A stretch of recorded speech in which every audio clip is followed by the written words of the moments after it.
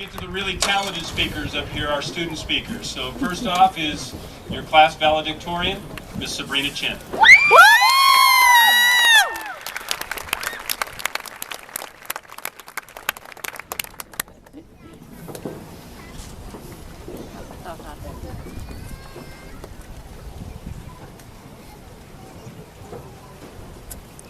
Class of 2015.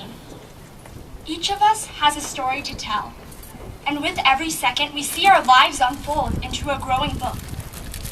In the earliest chapters, our parents held our hands as we began to tenderly form words. They created the plan, and they called the shots.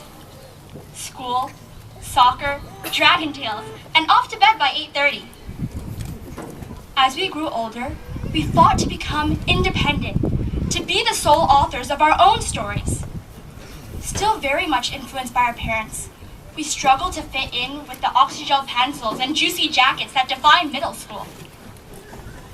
At the same time, the pressure began to mount. With real report cards sent home each semester, we quickly realized that this marked the beginning of a new chapter, one that involved far too many numerical scores and letter grades. When we first stepped foot into Saratoga High, that pressure only intensified, because now we had to start to think about our future.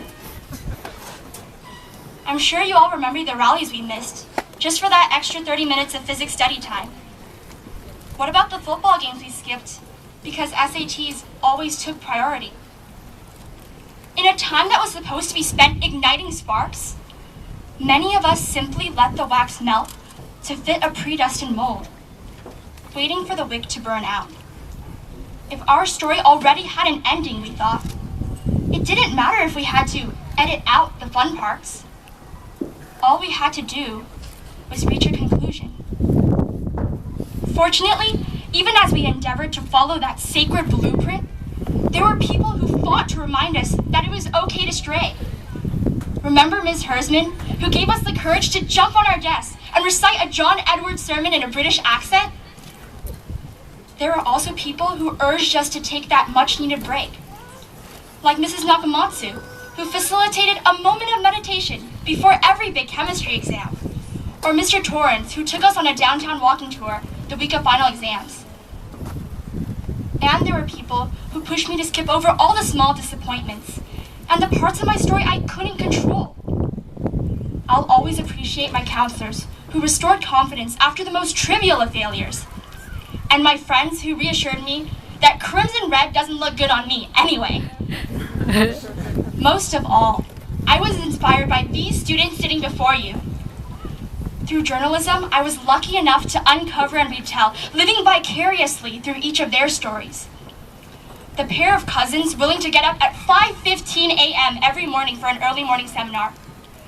The crazy dedicated athlete who can now run 2 miles faster than I can run 1, or the boy who learned to turn from self-harm to helping others with their struggles. Each anecdote I relived, each memory I recounted, each tale I retold, gave me a reason to reevaluate the way I composed my own story. I don't believe it was journalism alone that gave me this unique perspective.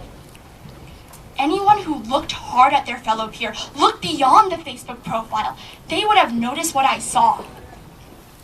Today, these young men and women are the people who refuse to let 4-digit numbers define who they are. From the tear-wrenching drama production of Les Miserables to the intense Bombay and the Bay performances, I was stunned again and again, not by their talent, but by their passion. Saratoga, we realized, is a place where people find themselves through far more than academics alone. This is the place we learn to take control of each word, of each sentence, of each paragraph we added to our own stories. And this time, we are the true authors. And as we forge on, we will not dwell on the pages of past before us or anchor ourselves to any predetermined mold. We may each be going our separate way, but we are bound together by the memories that we grew from.